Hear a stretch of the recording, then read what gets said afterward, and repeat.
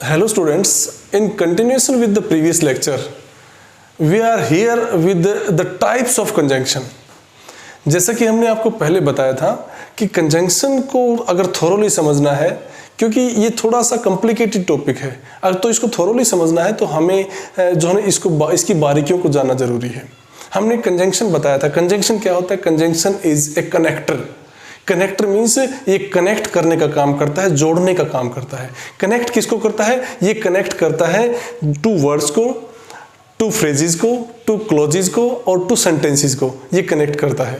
तो ये कनेक्ट करता है, किस प्रकार से करता है, कौन से वर्ड्स होते हैं, ये हमने प्रीवियस लेक्चर में आपके सामने डिस्कस किया था, जिसको हम आई बटन में आपको एक लिंक देंगे, जिसको पढ़ के आप, जिसको देख के आप जान सकते हैं कि किस प्रकार से हम कंजंक्शन की फॉर्मेशन करते हैं, कंजंक्शन होता क्या है।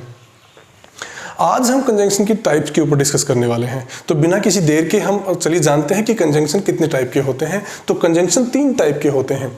कितने टाइप के? 3 टाइप के होते हैं कंजंक्शन। सबसे पहले कोऑर्डिनेट कंजंक्शन होता है, उसके बाद सबऑर्डिनेट कंजंक्शन होता है और तीसरा होता है कंपाउंड कंजंक्शन।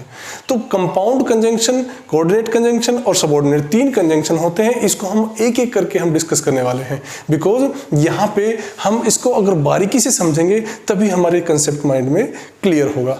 तो देखिए, सबसे पहले कोऑर्डिनेट कंजंक्शन। कोऑर्डिनेट कंजंक्शन क्या होता है? कोऑर्डिनेट कंजंक्शन वर्ड्स को, फ्रेजेस को, सेंटेंसेस को और जो है क्लॉजेस को जोड़ता है।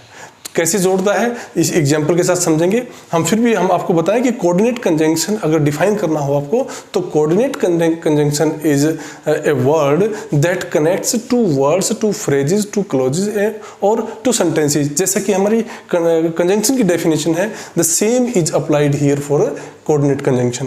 बिकॉज बेसिकली जैसे नाउन में भी ऐसा ही होता है कि नाउन क्या होता है? Noun is the name of a person, place और ए थिंग। तो प्रॉपर नाउन की भी डेफिनेशन यही होती है। तो कंजंक्शन की डेफिनेशन यही होती है कि कोऑर्डिनेट कंजंक्शन की डेफिनेशन यही होती है कि कंजंक्शन क्या होता है कि एक कोऑर्डिनेट कंजंक्शन वो होता है जो कि टू वर्ड्स को, फ्रेजेस को, क्लॉजेस को, सेंटेंसेस को जोड़ता है।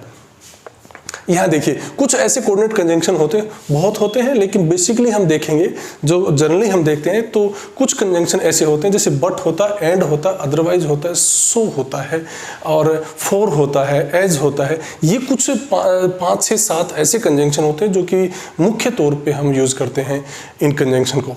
तो यहाँ ये कोऑर्डिनेट कंजंक्शन है, इनको यूज करके देखते हैं। अब ये जो सिंपल कंजंक्शन है, इनको हमने यूज नहीं करना, थोड़ा सा कॉम्प्लिकेटेड की तरफ चलते हैं। सबसे पहले पहला सेंटेंस क्या कहता है कि Suresh as well as his sons has come.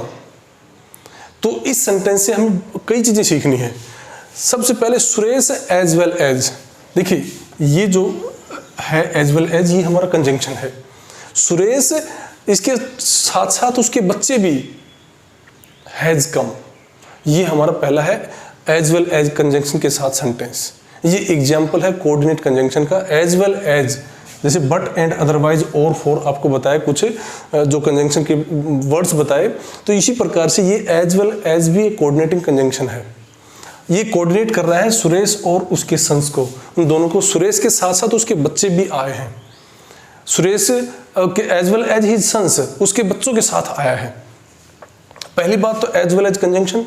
Second thing कि Suresh as well as his sons, यहाँ पे मैं लिखने को मोहन भी लिख सकता था, Suresh as well as Mohan, लेकिन यहाँ पे एक नई बात आपको बतानी थी कि यहाँ पे हमने हैज लगाया है। Has always applied with a singular subject. Has एक ऐसी वर्ब कहें, या हम कहेंगे यहाँ इसमें एक हेल्पिंग वर्ब है। हेल्पिंग वर्ब का हम कब, कैसे अप्लाई करते, कब अप्लाई करते, जब हमारा सब्जेक्ट सिंगुलर होता है।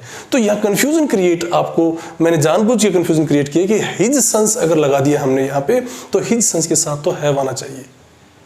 ये सुरेश एंड हिज सन्स नहीं है, Suresh as well as his sons है। एक बात, यहाँ सिंगुलर सब्जेक्ट हो चाहे प्लूरल सब्जेक्ट हो, डजंट मैटर। सिंगुलर वर्ड हो, सिंगुलर चाहे प्लूरल वर्ड हो, डजंट मैटर।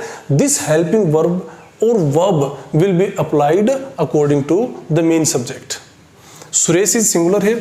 अगर ये होता ना कि they as well as Mohan, वे, इसके साथ साथ मोहन भी, हैव कम, तो दे के अकॉर्डिंग उसका हेल्पिंग वर्ब का प्रयोग होता है। तो यहाँ कहना क्या चाहते हैं कि सुरेश सब्जेक्ट है, इसके अकॉर्डिंग हैज़ का प्रयोग हुआ। दूसरी बात जो इंपॉर्टेंट हमने आपको बतानी चाहिए थी वो ये है, पहली तो क्या है कि एज वेल एज का कंजंक्शन का इस्तेमाल कैसे करते हैं, दूसरा ये कि इसके साथ हैज़ का सब्जेक्ट के अकॉर्डिंग, प्राइमरी सब्जेक्ट है इसके अकॉर्डिंग हम किसका प्रयोग करेंगे, हेल्पिंग वर्ब या वर्ब का प्रयोग करेंगे। One thing.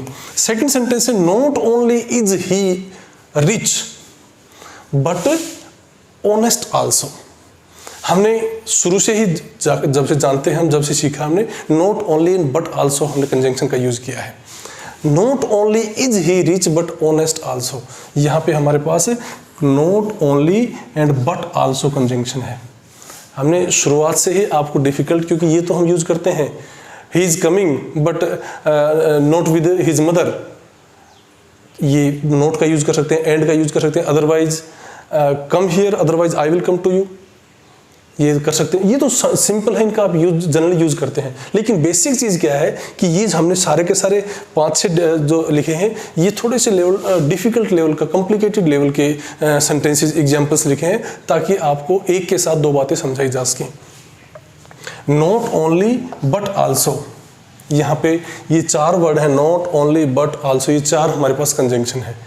ये एक तरह से हम कहेंगे कि ये एक ग्रुप है उसका, इसको थोड़ा सा और भी बताएंगे हम, एक तरह से कंपाउंड टाइप में हमारा कंजंक्शन है। तो नॉट ओनली बट आल्सो ये कंजंक्शन, पहली बात तो ये बतानी चाहिए थी कि इसका इस प्रकार से इस्तेमाल करते हैं कंजंक्शन का, नॉट ओनली बट आल्सो का।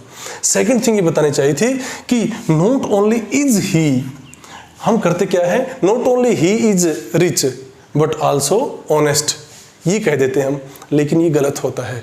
नॉट ओनली के तुरंत बाद हमें हेल्पिंग वर्ब का यूज करना है, नॉट ओनली के तुरंत बाद हेल्पिंग वर्ब या वर्ब का यूज करना होता है, उसके बाद सब्जेक्ट आता है। लेकिन इंटरोगेटिव सेंटेंस नहीं होता। फिर भी जनरली क्या होता है कि सब्जेक्ट से पहले हेल्पिंग वर्ब का यूज हो जाए, सब्जेक्ट से पहले अगर हेल्पिंग वर्ब का यूज करते हैं तो वो इंटरोगेटिव सेंटेंस होता है। बट यहाँ पे सिंपल सेंटेंस ही रहेगा, not only is he rich but honest also, वह केवल अमीर ही नहीं है, एक ईमानदार आदमी, परंतु बल्कि एक ईमानदार आदमी भी है। तो this is a sentence and this is correct, grammatically correct sentence. आप कंफ्यूज नहीं, एग्जाम में, कॉम्पिटिटिव एग्जाम में यही आता है कि सेंटेंस को जो है ना आप जंबल वर्ड्स की तरह हैं, जंबल वर्ड्स होते हैं, जंबल वर्ड्स की दिए गए हैं आपको एक सेंटेंस बनाना है इसमें। हम यहाँ पे बेसिकली मिस्टेक करते हैं कि सेंटेंस से पहले, सब्जेक्ट से पहले अगर हेल्पिंग वर्ब लगा दी तो इंटरोगेटिव सेंटेंस हो जाएगा। This is very much incorrect. यहाँ पे ये सिंपल सेंटेंस है and helping verb is put before subject. Second thing, third sentence हमारा क्या कहता है, God made the country and man made the town. इसमें भी हमने 2 बातें बतानी चाहिए। सबसे पहले तो हमने क्या बताया कि and is connector here, coordinate conjunction है, यहाँ पे कोऑर्डिनेट कंजंक्शन है and. God made the country and man made the town, एक सेंटेंस हमारा ये है, दूसरा sentence man made the town है, 2 सेंटेंसेस को जोड़ने वाला है। दूसरी बात क्या बताना चाहिए, God made the country and man made the town. Man is not singular, man is singular here, यहाँ पे प्लुरल का यूज नहीं होगा। अगर बहुत सारे लोग मिलके एक शहर बनाते हैं देन इट्स ओके, लेकिन यहाँ पे man is denoting its species, whole humanity, complete humanity को ये शो करने वाला है और उसको रिप्रेजेंट करने वाला वर्ड है। तो यहाँ पे मैन इज मनुष्य, नॉट आदमी, नॉट पुरुष। मैन क्या है, मनुष्य, पूरी की पूरी ह्यूमन बीइंग को रिप्रेजेंट करने वाला है। तो यहाँ पे मैन मेड द टाउन, यहाँ पे ये सिंगुलर ही यूज होगा। जैसा हमने सिंगुलर प्लुरल में पहले बताया था, सब्जेक्ट का सिंगुलर होता है कि प्लुरल होता है, हम आपको पहले भी बता चुके हैं। आप प्रीवियस लेक्चर्स में जाके देख सकते हैं और अच्छे से सीख सकते हैं। God made the country and man made the town. And is connected here. 2 sentences are connected. God made the country, man made the town. And एक ही सेंटेंस में फिर होंगे तो दोनों को जोड़ने के लिए हम एंड का यूज करेंगे। फोर्थ एग्जाम्पल, वर्क हार्ड और you will fail. Work hard, कठोर मेहनत कीजिएगा, और यू विल फेल, नहीं तो आप फेल हो जाएंगे। इससे ये और जो है, या तुम फेल होगे या तुम फेल होगे, तो इसी एक सेंस क्या है, कठोर मेहनत कीजिएगा अदरवाइज आप फेल हो जाएंगे। और you will fail, work hard और you will fail, this is a type of condition. Alternative इसका एक और ग्रुपिंग भी किया है हमने, इसको सेंटेंसेस को ग्रुपिंग किया है, क्लब किया है इन सेंटेंसेस को, वो हम आपको 2 मिनट बाद बताने वाले हैं। तो यहाँ पे कंडीशन है ये, वर्क हार्ड और यू विल फेल, नहीं तो फेल हो जाओगे। तो यहाँ पे और इज कंजंक्शन हियर। फिफ्थ हमारा जो एग्जाम्पल है, work quickly else you will miss the train. जल्दी काम कीजिएगा, else is also a word, A conjunction that is used, नहीं तो किस सेंस में यूज हुआ है, जल्दी काम कीजिएगा नहीं तो you will miss the train, आप ट्रेन को मिस कर देंगे। तो else is used here as a conditional कहेंगे नहीं, एक एडवर्सेटिव वर्ड होता है। एडवर्सेटिव का मतलब क्या होता है कि अगर ये नहीं किया तो ये हो जाएगा आपका। एल्स नहीं तो की सेंस में, he worked hard still he failed, उसने कठोर मेहनत की फिर भी वो फेल हो गया, तो यहाँ पे still is a conjunction here. तो यहाँ पे 2 सेंटेंसेस को जोड़ने का भी, 2 वर्ड्स को जोड़ने का, सुरेश और हिज सन्स, यहाँ पे एक फ्रेज को एक वर्ड को जोड़ने का भी हमने 2 सेंटेंसेस को भी जोड़ा है। नॉट ओनली इज, यहाँ पे 2 क्लोजेज को भी जोड़ा है, यहाँ 2 सेंटेंसेस। तो ये सभी तरह के मिक्सअप करके हमने सेंटेंसेस बनाए हैं। अब यहाँ पे एक चीज़ और आप जान लें, देखिए ये एग्जाम्पल्स हैं, ये हमने कैसे लिखे हैं।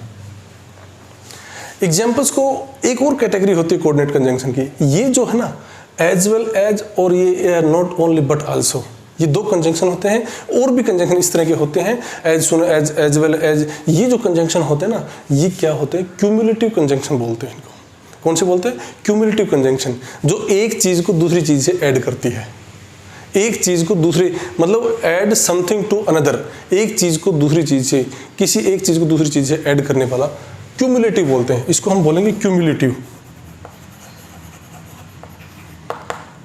कंजंक्शन होते हैं ये सारे के सारे, ठीक है ना।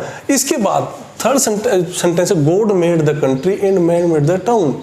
ये क्या है, ये हमारे पास एक एडिशनल कहेंगे हम, एक अल्टरनेटिव कंडीशन है, एक अल्टरनेटिव कंडीशन यहाँ पे, कि भगवान ने तो ये बनाया लेकिन आदमी ने ये बना दिया। भगवान ने तो ये बनाया लेकिन आदमी ने ये बना दिया। अल्टरनेटिव कंडीशन मतलब जहां पे a sentence, A conjunction which is used for putting fourth a condition, और एक चॉइस हमारे सामने रखने के लिए, हम क्या करते हैं, इनका यूज करते हैं। वर्क हार्ड और यू विल फेल, यहाँ भी एक चॉइस रखी है, कठिन मेहनत कीजिएगा नहीं तो फेल हो जाएंगे आप। एक चॉइस क्या है हमारे पास, one thing is work hard, दूसरी चॉइस क्या है, अगर आपने ये नहीं किया तो ये हो जाएगा। तो 2 ऑप्शंस आर देयर, तो यहाँ पे चॉइस बताई गई है। थर्ड जो है ना, ये इसको हम यहाँ इसको बता दें आपको कि ये एक चॉइस से, इसको मतलब अल्टरनेटिव, एक अल्टरनेटिव क्यूमुलेटिव, अल्टरनेटिव कंजंक्शन बोलते हैं इनको। ये क्यूमुलेटिव थे, ये alternative. And third one is ये जो जैसे कि word work quickly else you will miss the train, ये कीजिएगा नहीं तो ये हो जाएगा। अदरवाइज सिचुएशन होती है, अदरवाइज सिचुएशन क्या होती है कि खाना खा लीजिए नहीं तो भूखा मर जाएगा। इसका मतलब क्या है, इसका मतलब ये है कि एडवर्स सिचुएशन आएगी। अगर आपने, एडवर्स सिचुएशन क्या होता है कि आप अगर ये नहीं किया तो इसका रिजल्ट ये निकलेगा, मतलब एक तरह से रिजल्टिंग सिचुएशन क्रिएट करने वाले कंजंक्शन होते हैं। तो ये इनको बोलते हैं एडवर्सिटिव, एक ऐसा conjunction that is applied to show result दिखाने वाला जो होता है ना, वो कि भाई आप ये कीजिएगा अदरवाइज ये हो जाएगा, तो रिजल्ट दिखाने वाले। एडवर्सिटिव मतलब एडवर्स रिजल्ट दिखाने वाले, एडवर्स का मतलब होता है ओपोजिट रिजल्ट दिखाने वाले जो होते हैं वो हमारे एडवर्सिटिव कहेंगे। तो ये सारे के सारे कहने का मेरा मतलब ये था। एक और भी होते हैं, उनको बोलते हैं इलेटिव भी कंजंक्शन होते हैं। इलेटिव कंजंक्शन क्या होता है कि ही इज ऑनेस्ट। इलेटिव का मतलब होता है कि एक तरह से वो प्रूव करने वाली चीज़ होती है किसी चीज़ को। इलेटिव, मैं यहाँ पे वर्ड लिखता हूँ, इलेटिव, ILLATIVE, इलेटिव कंजंक्शन होते हैं। जैसे हमने यहाँ क्यूमुलेटिव, अल्टरनेटिव, एडवर्सिटिव और इलेटिव होते हैं। इलेटिव क्या होते हैं कि जैसे कि हमने कहा कि he is honest therefore he is respected, तो देयरफॉर होता है, या कहेंगे हम सो भी होता है देयरफॉर, मतलब वह वहाँ पे गया इसीलिए उसको ये मिला। He went there so he got the money, वह वहाँ पे गया इसलिए उसको पैसा मिला। तो यहाँ पे एक चीज़ क्या होती है कि ये इलेक्टिव भी एक तरह से सिचुएशन ऐसा होता है, रिजल्टेंट ही होते हैं कि अगर ऐसा हुआ तभी ऐसा हुआ। तो ये जो हमारा ये चारों के चारों पार्ट होते हैं कोऑर्डिनेटिंग कंजंक्शन के, ये बड़ा ही वाइड नहीं है, आप गो थ्रू होइएगा, जो है ना बुक्स में, ग्रामर की बुक्स में देखेंगे आप, वो बहुत कुछ मिलेगा आपको। सारे के सारे कंजंक्शन यहाँ पे बोर्ड पे लिखा जाना, आपको बताया जाना पॉसिबल नहीं हो पाता है। सो आप विजिट कीजिएगा इसकी, और हम अगले ही लेक्चर में आपको इसके दूसरे पार्ट्स, 2 पार्ट और बताए आपको, सेकंड सबऑर्डिनेट कंपाउंड कंजंक्शन और तीसरा जो होता है ना वो कंपाउंड कंजंक्शन बताने वाले हैं। आप कनेक्टेड रहिएगा, जरूर आप इससे बहुत कुछ निकाल के लेके जाएंगे। Thank you very much.